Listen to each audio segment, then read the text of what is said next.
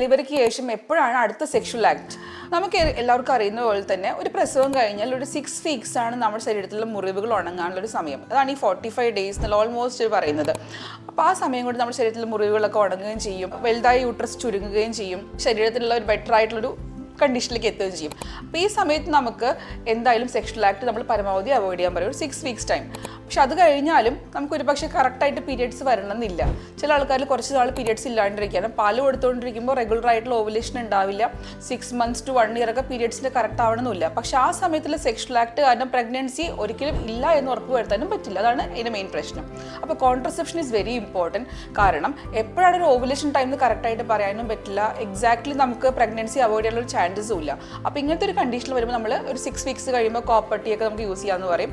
അല്ല, ചില ആൾക്കാർക്ക് പീരിയഡ്സ് റെഗുലർ ആയിട്ട് വരാണെങ്കിൽ നമുക്ക് OC പിൽസ് ഉണ്ട്, അവരുടെ ഇഷ്ടം പോലെ. ചിലപ്പോൾ ഇഞ്ചക്ഷൻ ആയിട്ട് നമ്മൾ കൊടുക്കാറുണ്ട്.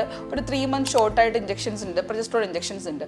എന്തായാലും പ്രഗ്നൻസി അവോയ്ഡ് ചെയ്യുന്നത് വളരെ ഇമ്പോർട്ടൻ്റ് ആണ്. കാരണം നമ്മൾ 2 to 3 years ഒരു ഗ്യാപ്പ് പറയാറുണ്ട്. അപ്പോൾ ഇത്തരം സമയങ്ങളിൽ ഡെലിവറിക്ക് ശേഷം ഈ ഒരു ടൈം നമ്മൾ ശ്രദ്ധിക്കണം. 6 weeks ആണ് നമ്മൾ ഐഡിയലി പറയുന്നത്.